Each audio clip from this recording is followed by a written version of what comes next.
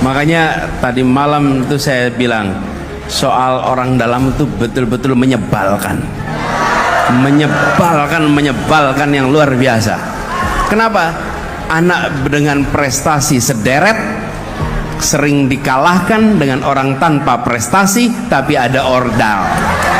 Betul tidak? Iya.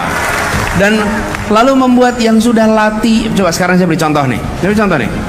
Mau ikut kontingen atlet. Oke, atlet olahraga aja, olahraga nih. Nggak ada politik-politiknya nih, olahraga nih. Mau ikut atlet olahraga. Yang satu latihan siang malam terus menerus untuk masuk kontingen misalnya dari Riau untuk ikut PON, oke?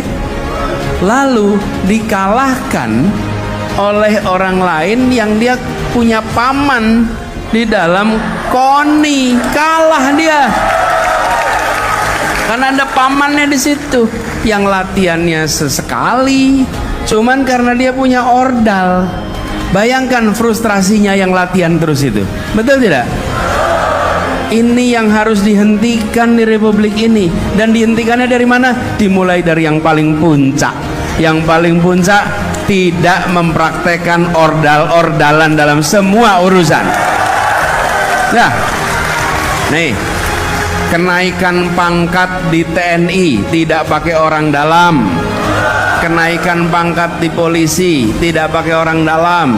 Kenaikan di dalam ASN tidak pakai orang dalam, tapi pakainya meritokrasi berdasarkan prestasi. Jadi yang bekerja keras, yang berprestasi mendapatkan kesempatan. Dan siapa yang diuntungkan dari praktek meritokrasi? Negara kita yang diuntungkan.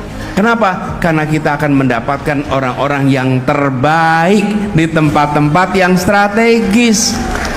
Betul tidak?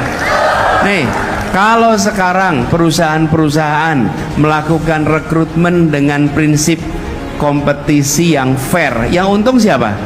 Perusahaannya. Dia nanti akan merekrut orang-orang yang berprestasi.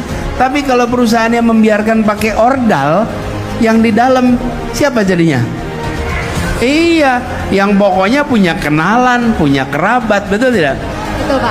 Jadi Tika, salah satu komitmen kami adalah kita ingin mengembalikan dan menjadikan meritokrasi sebagai prinsip yang paling dasar untuk Indonesia maju, untuk Indonesia berkembang.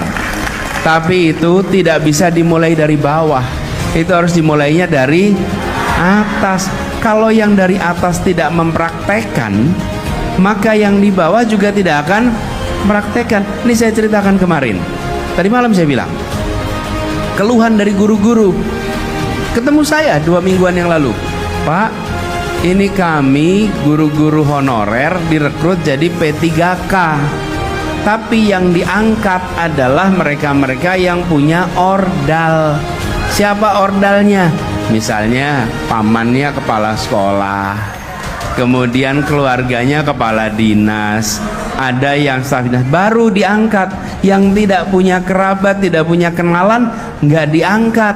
Dan ketika diprotes, mereka menjawab, "Wong yang di Jakarta aja pakai ordal, kenapa kita nggak boleh pakai ordal?" kata dia. Betul tidak?